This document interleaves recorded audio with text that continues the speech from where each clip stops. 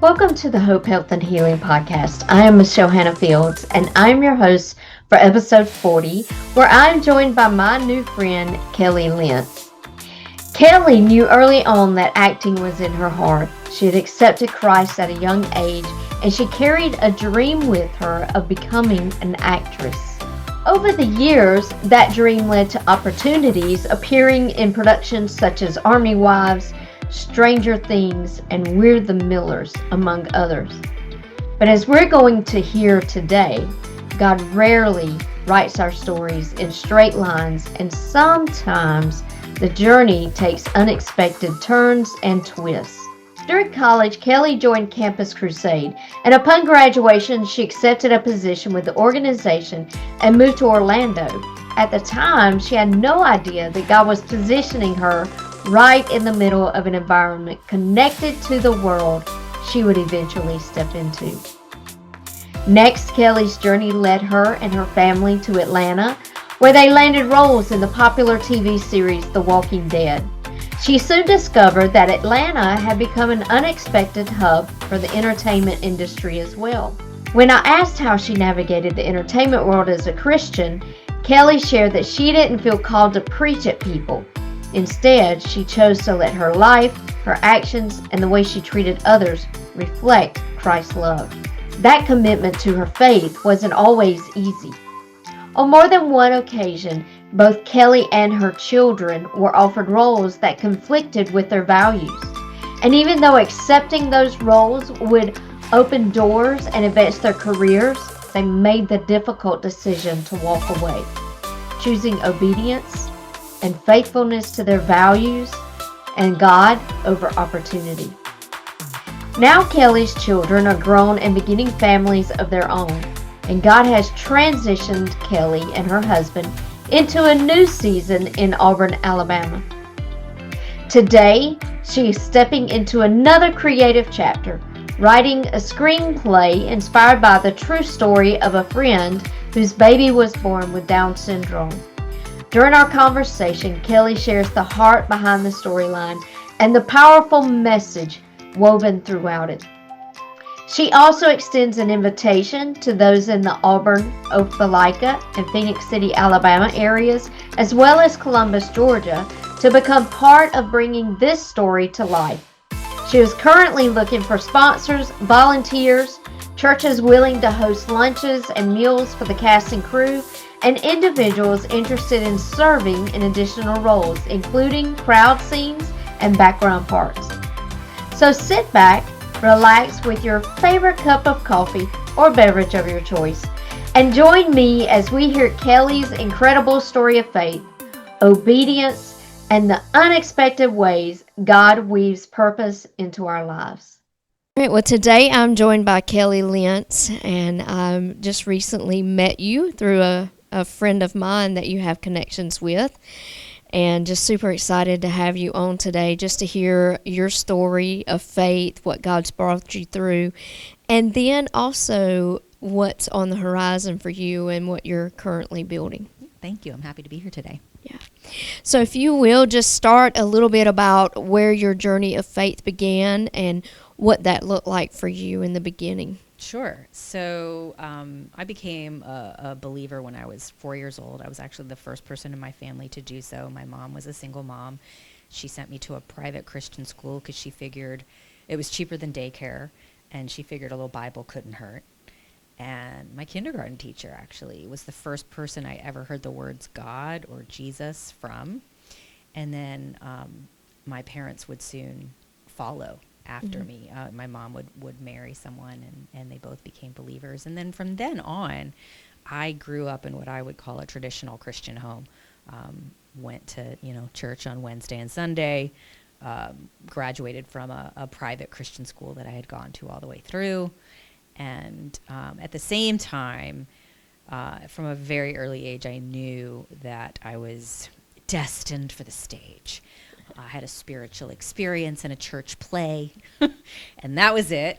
Yeah. And so the majority of my life was spent preparing for that hopeful eventuality, with a career on, what I hoped was Broadway. New York. And I was really irritating about it. And my parents had no idea what to do with me. And so they sent me to Penn State to study acting. Wow. So, yeah. Yeah. Well, that's awesome. What now? When you were in middle school or high school, did you do school plays as well? Did they have that there? Oh yeah, I was the annoying person that was doing like the school play during the day, and then at night I would go, rehearse the community theater play, and either that or I was in dance lessons or singing lessons or piano lessons. It really was. It kept me out of trouble, so it was a good thing. Right. But it probably did become, kind of an idol in my life. And then when I went to Penn State, which was a foolish waste of money if you want to become an actor. But the good thing about that is that I got involved with a student ministry there called Campus Crusade for Christ. And now they go by Cru. And that's where I really learned to make my faith my own as an adult and turn my life, my hopes, my dreams, my talents over to his lordship. And there was a turning point for me when I was a senior, and the Holy Spirit began to whisper to me, like, we're not going to be going to New York. And I said, well, where are we going? And he said, you're gonna go into full-time ministry with Campus Crusade. And I was like, that doesn't sound like the plan at all. But how the Holy Spirit will whisper to you until you just know that if you don't obey, you're not going to be in the center of his will, and you won't be at peace. And so while all of my friends from drama school headed north to New York, I headed in the opposite direction and went south to work in the international headquarters of Campus Crusade. And it really did feel like I had sacrificed Isaac while being banished to a wilderness of desks. And I thought that, my hopes and dreams were over, really, but that is not how it turned out. Yeah. How long were you there? So I was on staff with Campus Crusade for 5 years. And what happened is that while I was there, I became friends with sort of a local group of artists, because we will always find one another. Right. And they were company members of the Orlando Shakespeare Festival. And I saw that they were also doing commercials and playing bit parts on television series that shot on the back lot of Universal Studios. And as it turned out, Central Florida was a pretty solid regional hub for film and television. And because nobody, when they leave drama school, is like, I better head to Florida, the talent pool is pretty small. Yeah. And so I was able to get an agent very quickly, not long after I arrived, and start, doing national commercials for everything from Advil to Zyrtec. At the same time, being on staff with Campus Crusade, they were kind of cool about it. Yeah. And all of my friends that had gone to New York started calling me saying, like, what is going on? We just saw you in like a Super Bowl commercial. Like, we thought you joined a cult. And what happened was God had walked me into the best back door into the industry that none of them knew about. And to my knowledge, they all kind of quit and went home because it's a tough biz. And I'm the only one that would go on to have a career in the industry. Wow. That's amazing. And, it really does say a lot for just your surrender and obeying what the Holy Spirit was leading you to do, and how God used that in a powerful way to give you the desire of your heart. And I think that's a very good lesson for all of us, that it's obedience first. And the Bible says obedience is better than sacrifice. Yeah. And in your obedience, God blessed you and fulfilled that longing in your heart for an acting career. Yeah, and, I made a vow that I would never again question his navigation system. And this would be a repeated cycle in my life moving forward. And so he would test me on that several times, usually involving a physical move to a new location, which is what he then did 10 years later he called my husband and I to move to Atlanta. And at this time, it didn't make sense because all of my friends that were actors, the next logical step was LA. You know, that's where you could find greater fame and fortune. And I just knew he didn't want me to go there. And Atlanta also didn't make sense, though, because I was going to have to start all over with, you know, finding new representation and breaking my way into new casting offices. And I was doing really well in Florida. And God said, you know, do we really need to have this conversation again? I said, no, okay. So we moved to Atlanta. And this time, I would have 4 children by this time. They all followed me into the industry. And over the next 2 decades, we would be on the ground floor of everything that Atlanta would become as it relates to the entertainment industry, which is the largest regional hub of film and television in North America. And that happened slowly over the next 2 decades. But, you know, we were there when a little show called The Walking Dead came to town, and 3 of my children would go on to star on it. And I would start landing my first recurring roles on shows like Surface and Army Wives and One Tree Hill, and you know, getting to, you know, play opposite Jen Garner in films. And my kids would go on to star on shows like Under the Dome and Bosch and Ms. Marvel, and it was all because we were you know, got our start in Atlanta. So yeah, that's awesome. And you know what I love is that God uniquely positioned you, not just for you, but for your family too, to have that career. What did it look like when you're in the middle of filming and in these roles as a Christian? What did that look like for you? Yeah, I mean, being a Christian in Hollywood is not necessarily the popular choice. That's for sure. So I would say that, you know, it was not like we were going on to sets with, you know, a sandwich board saying the end is near. We really tried to walk the walk by being people of integrity, doing our jobs with excellence. But more than that, we really placed a lot of importance on making people feel seen, heard, and valued that otherwise wouldn't be, because there's a definite hierarchy on a film set. You have the, you know, the executive producers at the top and maybe the A-list actors, and then, you know, it goes all the way down to, you know, the lowest production assistant, and then lower than that is the stage parents, which you're really just there to make sure your child actor shows up, and then they really don't want to see you or hear from you. And so I got a real taste of that being at different locations on that totem pole, because one day I'd go on set and be an actor and be treated like I was the most important person in the room. And the next day I'd go on set and I'd be the same person and be treated like I really had nothing much of value to offer. And that was jarring. And I began to realize, wow, I hope I never make anybody feel that way. And so I used to teach my kids, like, when we go on a film set, because, you know, actors, we love to talk about ourselves, and then we prefer it when others talk about us too. That's just kind of the Achilles heel. And I said, no, we can't be like that.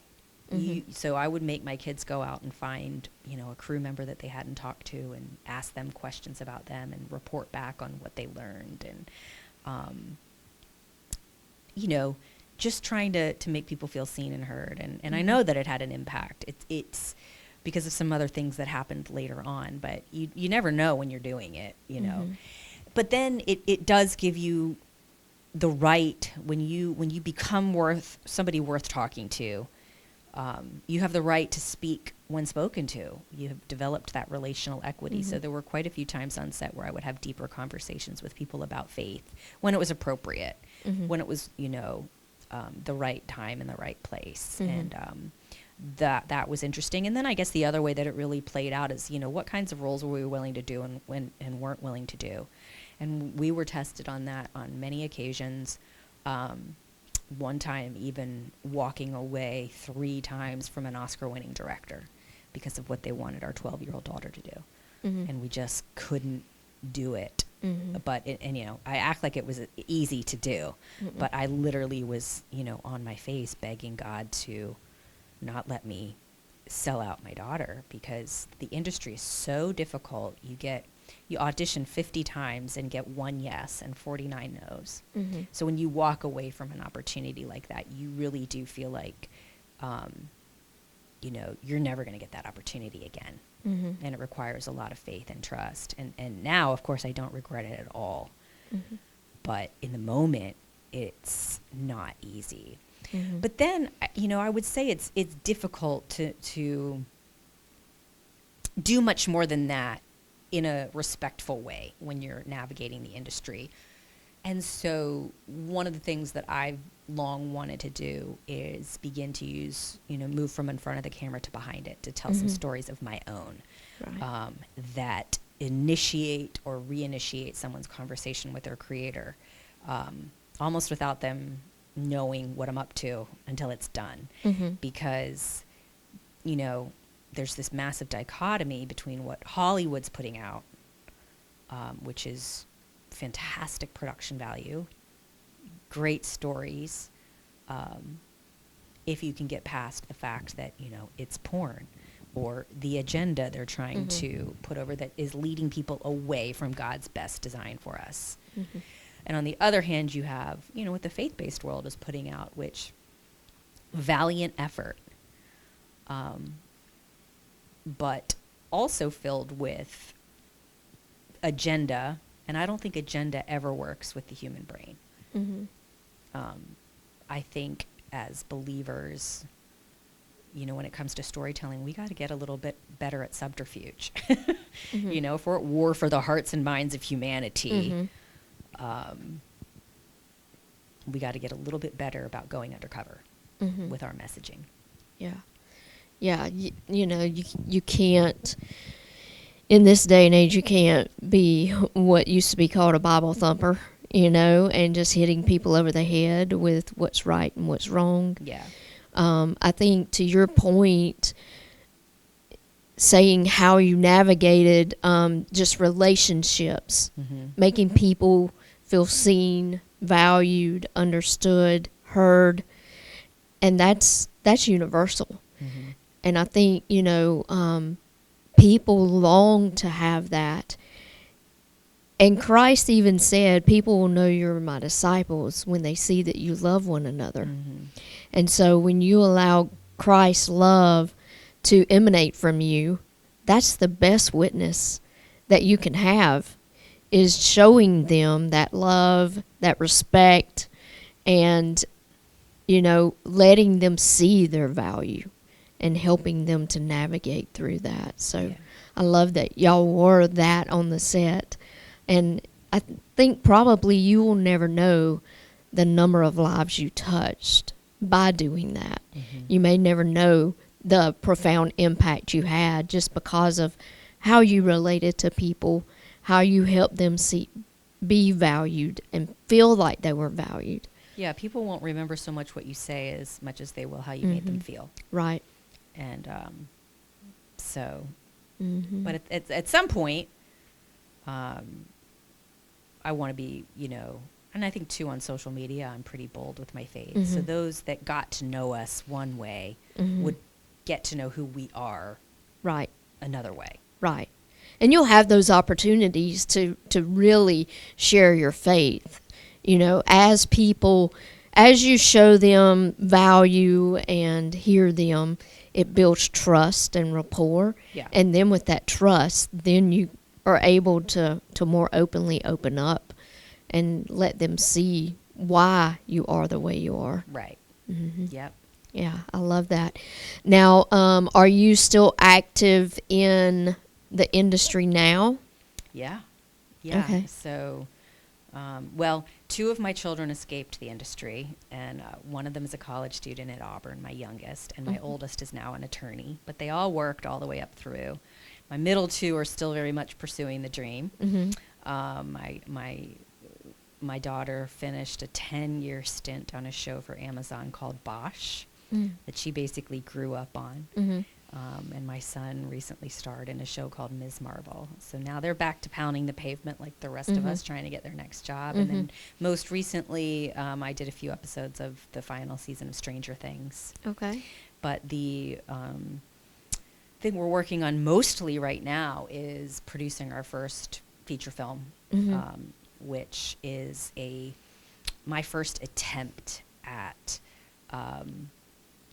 persuading people to do things God's way because it's best for them.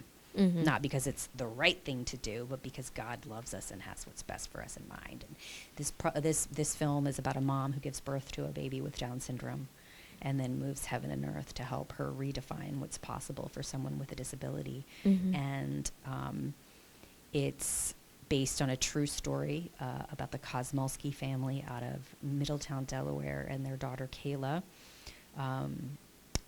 Could read at 4. She kept up with the traditional classroom, graduated with honors, was a varsity cheerleader, and gained 17 university acceptances with hundreds of thousands of dollars of scholarship offers. She's now a college cheerleader, and as if that's not enough, she made history by becoming the first teen with Down syndrome to win a state pageant title. So she served as Miss Delaware Teen USA 2024. She did that after I finished writing the movie about her. So I was like, listen, that's the sequel. Yeah. And then her family has also changed 9 laws that positively impact the differently abled. And so we touch on that in the film too. And really it's just a movie that illustrates what families go through seeking inclusion for their children educationally, socially, and legally. And it's a love letter to parents. I want them to leave feeling seen, heard, celebrated, validated. And then I want people that are not involved with that community to realize that this diagnosis is not something to mourn, but actually something to celebrate, and that studies show that families that raise children with Down syndrome tend to be happier and more fulfilled, which is not the messaging they get when they get the diagnosis. That's right. A lot of people that I know that have Down syndrome children, they were told before the baby was born what the diagnosis was and encouraged to abort the baby. Yeah. 60 to 80% of all prenatally diagnosed fetuses are terminated, and that's tragic. In some countries, it's 100%. That's tragic enough, but when you consider the fact that I know quite a few women who got the diagnosis prenatally and then went on to have a baby that didn't have Down syndrome. Right. So, even if the test is 99% accurate, 1%, that's a whole lot of babies that are terminated based on false test results. Can you imagine? Yeah. I can't. That's unfathomable. Yeah. Just to think about. So we want a young woman who's either gotten the diagnosis or maybe she's 16 and she will to see this and be like, wow, they look happier than my family. I'm a little jealous. Yeah. Yeah. So. And to realize that diagnosis, the prenatal diagnosis, is not indicative of what their future will look like. Right. It can be just as functional, if not more so, than a, quote, normal baby. Yeah. Well, that's one of the first laws that they passed, and we do cover this in the movie, is something called the Fair Information Act, which requires doctors to share both sides when they get the diagnosis, to share all of the resources that are going to be available to them, to share with them the truth about the studies that have been done, and to not just paint this picture of doom and gloom. Right. And I think that's a great, law that was passed to do that, to provide that information. Yeah, and we want this film to paint the same picture. That's the goal. What have you learned in this process? Oh my goodness. There's probably not enough time to answer that. Nothing nothing in my life has required the amount of grit, perseverance, and faith, just literally acting on blind faith as this process. And the only thing that keeps me going is that I'm 100% certain that this was a mandated assignment given to me that the last 3 decades, maybe longer than that, have prepared me for. And it began in January of 2022 when God, I'd seen this dichotomy between what Hollywood was putting out and what the faith-based world was putting out. And I kept saying, why doesn't anybody come right down the middle and tell some really high quality, great stories that influence people the other way? And in 2022, God said, well, quit whining and start becoming a solution to that problem. And I've always been a writer, too. I had never written a screenplay. And so I said, well, that mission outsizes my skill set currently, because I knew writing a screenplay would be difficult. So I went back to school to make sure that I did it as well as I could. But getting it made as an independent filmmaker was a whole other animal, a whole other mountain to climb. And I said, if you really want me to do this, you're going to have to connect me to the people that can help me get it done. And so in January of 2022, I was sort of fasting and praying over this. And he said 2 things: start writing and get your house ready to sell. And I'm like, now where are we going? Because at that point, after 21 years in Atlanta, I thought Atlanta was end game. It was perfect for what we were doing. The market there was booming. Why would we go anywhere else? And he said, I'm really so annoyed that you keep asking that question that I'm not even going to tell you. Just get your house ready to sell. I'm like, okay. So every morning I would write. Every afternoon I would, clean out a drawer or a closet. And then at night, I would get on my knees and say, if you want me to do this, you're going to have to connect me to the people that can get it done.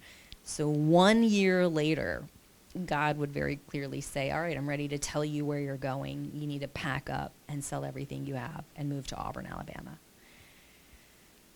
Now, aside from the fact that my husband on our first date talked about 3 things and 3 things only, which was Auburn football, and how being a plainsman on the Auburn football field had been the highlight of his life.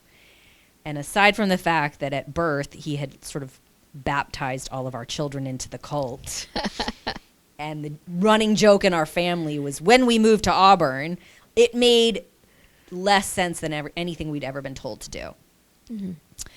But we did want to downsize financially so that we could focus on producing. And so, all right, I guess we'll downsize to Auburn, and my husband will be happy and occupied, and I will start developing the funding that we need to make this movie.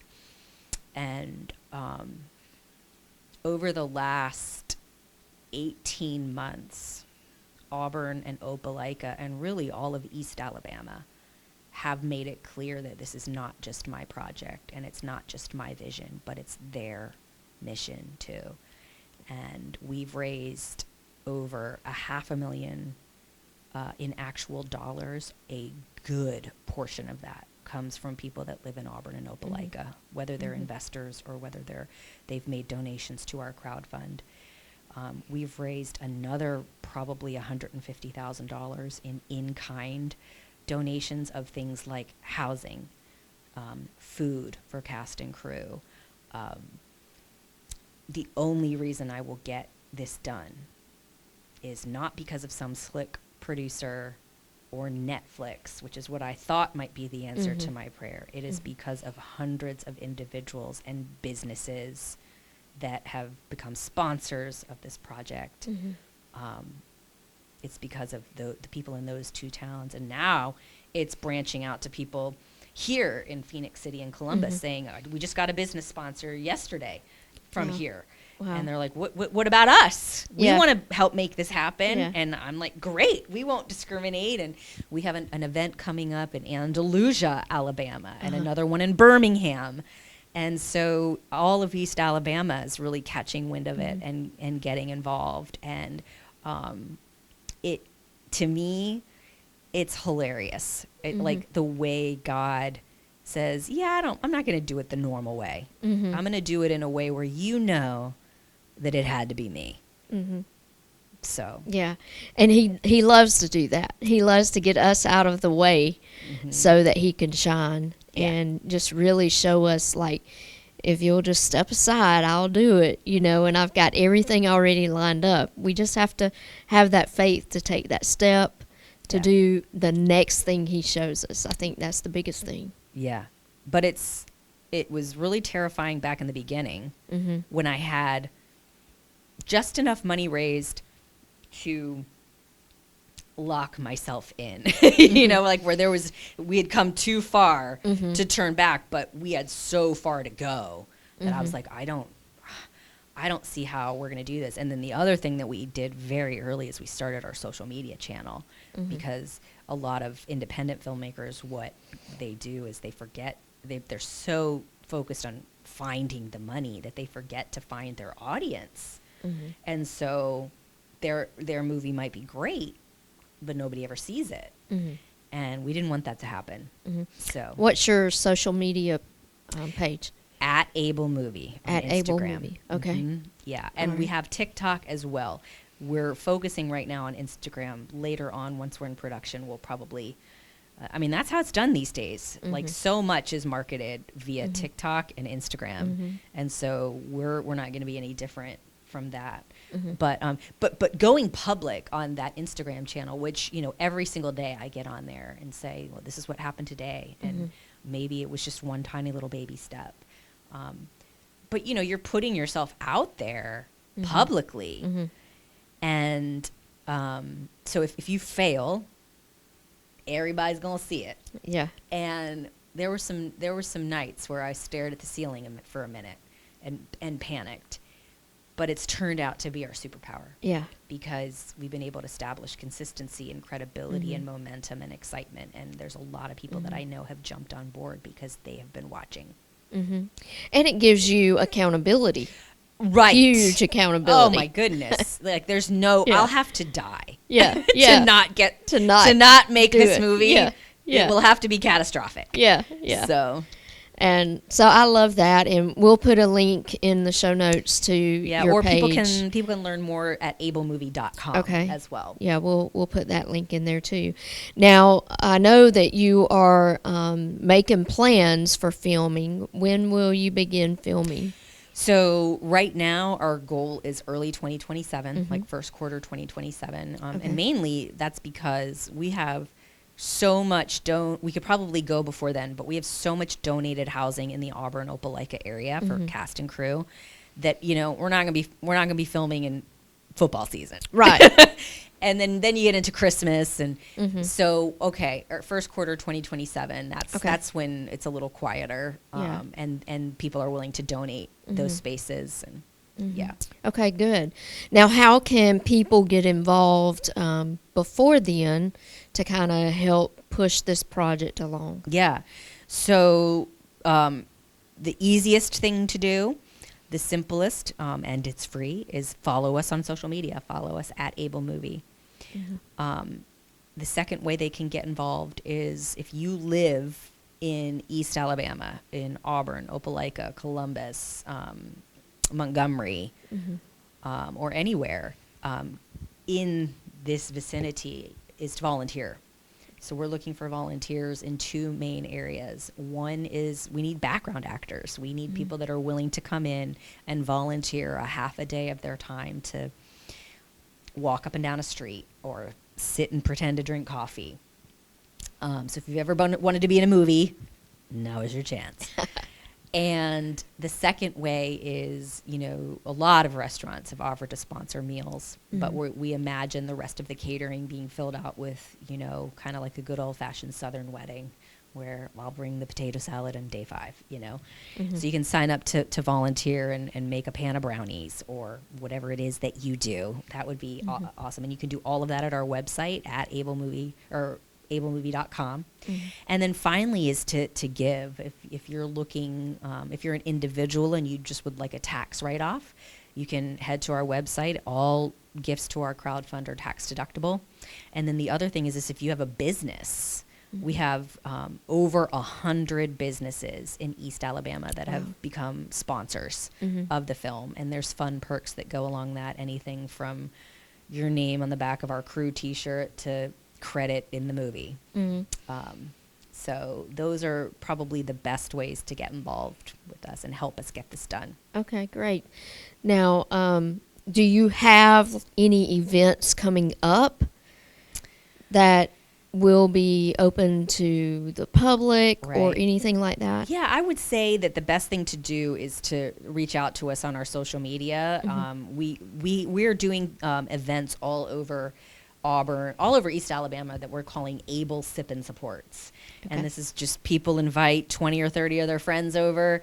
I come and share what we're doing and how they can get involved, and then they do. And they have raised a lot of money. And so we have one in Andalusia on the 28th. We have another one in Auburn on June 11th. But people are scheduling these all the time. And so people can come to those. We don't have any... we did in March do the Auburn Mahjong Club did a Mahjong tournament for us that raised $34,000 in one night. Wow. Who knew? Yeah. I don't even play. Maybe I should. And we did a golf tournament that raised $40,000. So our big community-wide events, there's nothing yet scheduled, nothing else. Because now we've got to get to actually going into pre-production and making this movie. But we're still not quite to the funding finish line. We're just working on faith that we will be. Okay. Yeah.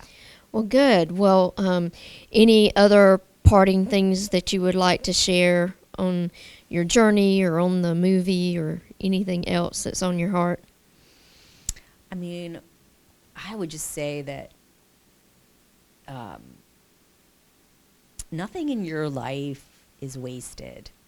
Every time God would take me on bizarre detours, I would learn something that is serving me really well right now, that I wouldn't be able to get this project done without that particular piece of knowledge that at the time I'm like, this doesn't make any sense. Why am I doing this? Yeah.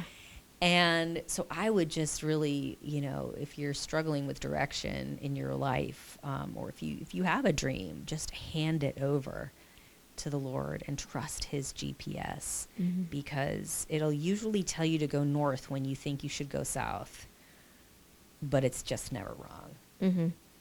Yeah, that's so good and so true. I love that. And that's part of one of the things that I say and that I have shared for years is no part of your story is wasted. Like God uses every part of your story. And even in those moments when you feel like, man, I just failed right here, God's like, it's fine. I'm going to use that too. And he uses everything. He doesn't waste anything you go through, nothing, no part of your life. He uses everything for his glory. Yeah, so agreed. Well, thank you so much for sharing with us today. I do have 3 questions I like to ask all my guests. Okay. These are easy. So, are you a coffee drinker or a tea drinker or neither? Would you believe until January of this year, I was a tea only. Did not understand coffee. Yeah. And this January, and like every couple of years or so, I would try coffee to see if I'd become like a big girl yet. Yeah. And I was like, I don't get it. I just don't get it. All of a sudden, this January, I got it. So now I'm both. Okay, awesome. How do you take your coffee? I mean, I need a little cream in mine. Cream and sugar for sure. Yeah. All right. Good deal. If you could go anywhere in the world on a dream vacation, where would that be? Dream vacation? I'm not really a lay around and do nothing kind of gal. I love educational trips. So, I mean, Israel is on my bucket list for sure. Mine too. Yeah. That's one of the top. Greece also. Greece would be cool. Yeah, Israel, and who knows if we'll ever be able to go to Israel. I don't know, but yeah, maybe one day. Yeah, but I don't know if that's a vacation. I've always also wanted to go to Scotland. Oh, yeah. Yeah. And like Me too. look at all the castles and stuff Yeah. like that. So Me too. Me Yeah. too. My brother's actually been there for work. yeah. So We lived in Budapest, Hungary once for 7 months working on a show there. And so Okay. we got to, zip around and see a lot of stuff. Yeah. Rome, and drove to Poland one day and went to visit Auschwitz and Krakow, Poland. And that was pretty cool. So yeah, that's very interesting. Yeah, my brother did all that in his job. He went all over Europe and Eastern Asia, a little bit of Scotland and Ireland too. So I lived vicariously through his pictures. All right, the third question, and this is our last one. If you could only have one verse of the Bible, one scripture, what would that scripture be? I don't know if this is the only one I would want, but it is the one I pray often over this particular project, as I do battle over it in prayer, which has taken more battle in prayer than anything I've ever done. And that is, it is time for you to act, Lord. Your laws are being broken. And because I love your law more than gold, more than pure gold, and because I consider all your precepts right, I hate every wrong path. And I feel like the amount of fetuses terminated is truly modern day child sacrifice. And he is not happy about it. And it's time for him to act. I love that. Well, thank you for sharing, and we will definitely put the links in there to how people can reach you and follow you on social and help. So looking forward to when you are starting to film and get the movie out, and I can't wait till it's post-production and we're celebrating. Oh man, me too. But we need every single person watching to say yes to the Able invitation in one of the 3 ways, or all 3 that I mentioned, to get it done. All right. Sounds good. Thank you. Thank you so much, Kelly. As we wrap up today's conversation with Kelly, I hope you're reminded that God often uses the unexpected turns, delays, and even the difficult decisions in our lives to shape something greater than we can see in the moment. Next time on Hope, Health, and Healing, I'll be sitting down with Stephanie Suber as she shares her powerful journey of faith, healing, and purpose. Stephanie's story is one of perseverance, hope, and discovering how God can bring beauty and meaning from places we never would have chosen ourselves. You don't want to miss this inspiring conversation. Until next time, keep choosing hope, pursue health in every area of your life, and remember that healing often begins one step of faith at a time. Be sure to like, comment, and share this podcast episode with your friends and family, and we'll see you here next time. Thanks for listening and have a great day.